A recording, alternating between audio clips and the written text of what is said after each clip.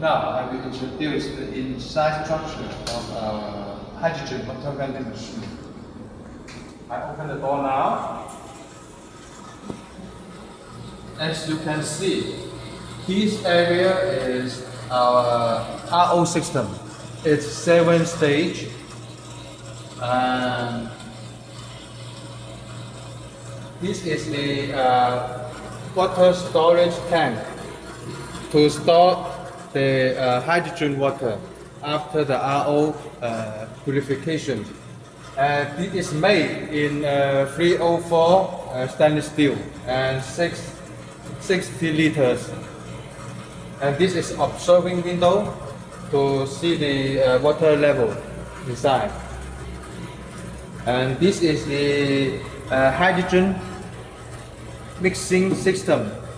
Is developed by us with our patent. And this is the electrical box. Inside is the control board for the machine. And this is the filling room. And we have water meter too. The hydrogen water is mixed into the RO water and then stored in this tank.